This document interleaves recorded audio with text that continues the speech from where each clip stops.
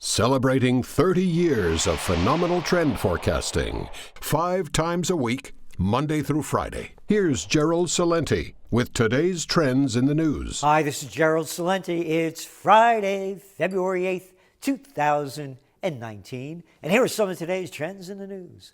On the market front over there in Asia, Nikkei down again. A lot of the other markets are still closed for the holiday over there. In Europe, it's a down day. Here in the States, markets aren't quite closed yet as we're doing trends in the news, but the Dow's down about 170 points, NASDAQ's down 3 points, and oil's up a little bit, gold's up a little bit, and Bitcoin up more than a bit, almost 8%. Whew. Anyway, so what happened in the markets? Well, it's another day. They're up, they're down, blaming that China trade talks, and that's what's bringing the markets down. And you know what that is? Oh, come on now. That ain't even bullshit. That's horse shit. It's the same horseshit they've been saying. There's a global slowdown going on. You read about in your trends journals. It's all documented in your trends alerts, one after another. How many times do you have to hear it? Well, maybe you need to hear it another time. Weak economic start to 2019.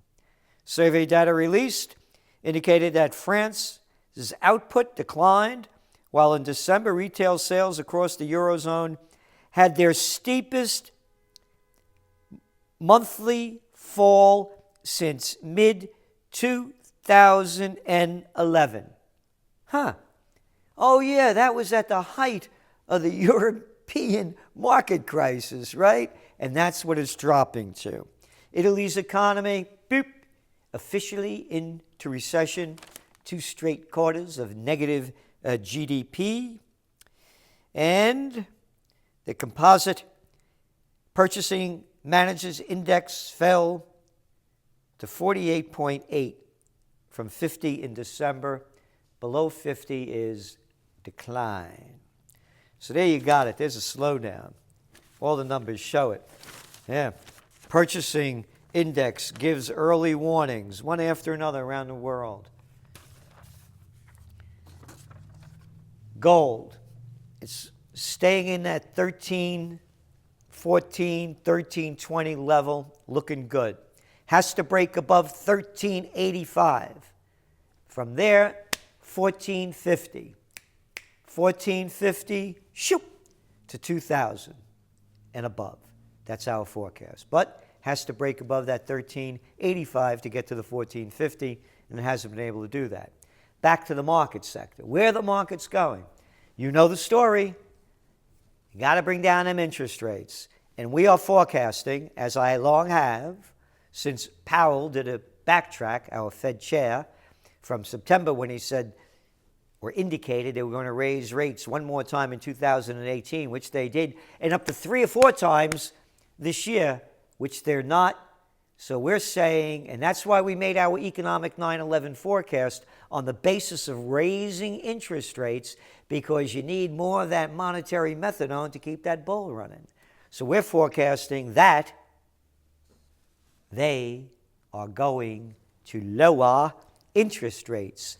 Forget about quantitative tightening. It's going to be quantitative easing. And you know why? To keep the markets up and all those merger and acquisition activities hot. Big regional banks agreed to merge. Isn't that wonderful? Making the too big to fails bigger and keep putting out of business all the smaller competitors. So the multinationals and the big banksters control the world. It's globalization. Hey, your Trends Journal, monthly, came out. Woof. Nothing else like it anywhere in the world. While one of these stories cuts Advice Media, our latest new media reckoning. Online publishers are hitting digital ad ceilings, one after another, not only online. All the staffs are being cut back in the print, much of the broadcast, and the digital media. Except for you. You're getting trend alerts each week. Trends in the news, see? And a Trends Monthly used to be a quarterly, all for the grand total of $10.75 a month, or $129 a year, to help you prepare, prevail, and prosper. We'll put our track record up against anyone's. Toyota, General Motors, and Daimler, deep in gloom with warning on year ahead. Again, they're going to do what they can to pump up the markets. So we don't see them crashing, not yet, because the Federal Reserve has a long way down to go, and they're going to start bringing them interest rates lower. I should be proper. Those interest rates. New York City clamps down on cannabis-infused products. New York City is cracking down on the sale of food and drinks containing cannabis oil. What a bunch of baloney. You got these little freaks closing, little fines they're giving people. Let's get this straight, everybody. The criminals who criminalized marijuana are now decriminalizing it. Really makes perfect sense. The same little low-life freaky creeps who made it illegal, ruined the lives of tens of millions of people when you put the families in hundreds of millions. Hey, now it's legal, but we want our cut, and we're going to tell you what to do with it. Yeah, it's a disgrace. This is God's plant. God gave it to us, not you, you little freak. I should say freaks, men, women, black, white, all colors, called Republicans and Democrats, and repulsiveless publicans. How dare they? Anyway, what else do we have here? U.S. military plans for all troops to be out of Syria by end of April. Bravo. And they're also talking about ending the war in Afghanistan. Terrific.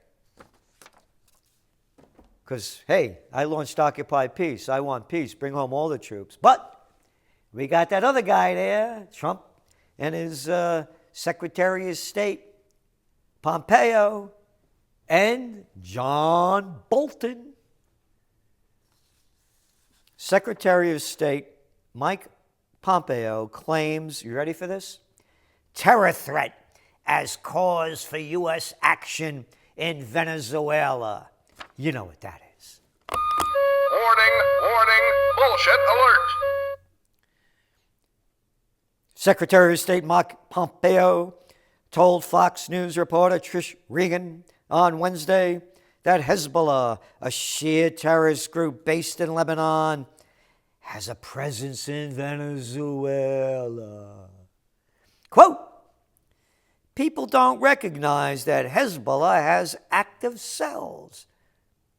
The Iranians are impacting the people of Venezuela and throughout South America. We have an obligation to take down that risk for America. This is such disgusting crap. Hezbollah, by the way, is not called a terrorist group by a lot of other countries. But hey, we do. And the Iranian thing, you keep hearing it over and over. We said that you're going to see a war launched against Iran by the United States with Saudi Arabia and Israel going after Iran. And now they're putting Iran into Venezuela. And America, all it has is a track record of 100% failure in bringing democracy to a country near you. Great job in Iraq. Oh, how about Syria? Forgot Libya. Hey, look at Yemen. One after another, one total loss after another. And now this one will be big because you look at our top trends. Human waves. War breaks out in Venezuela. It's going to go into Colombia, going to go into Brazil, and possibly Argentina. Because they're the ones, the triangle of death, that are forming this with the United States behind it. And this little boy they put up there, this one, Guaido, this guy's nothing more than a pimp and a pawn. That's right. He went to George Washington University. He's being primed. He's just a little front boy. Nobody ever heard of this guy until the United States started propping him up. 81% of the Venezuelans didn't know who he was. If war breaks out there, you're going to see a human wave of people leaving Central and South America that's going to be uncontrollable. And moving on, because we're very concerned about bringing freedom and justice to the people of Venezuela, but just pick this up from a couple of weeks ago just to show the hypocrisy. Congo election tainted by fraud as leaked data show Fayula won vote. This is from January 16th, the same exact time when the United States launched a coup attempt against Maduro of Venezuela. How come anybody, hey, wait, Pompeo, what do you got, lockjaw on this one? Yeah, they got a lot of, good stuff over there. They got cobalt, and they got a lot of precious metals over there in Congo. How come we don't want to invade them? Because after all, Venezuela is sitting on the largest oil reserves in the world.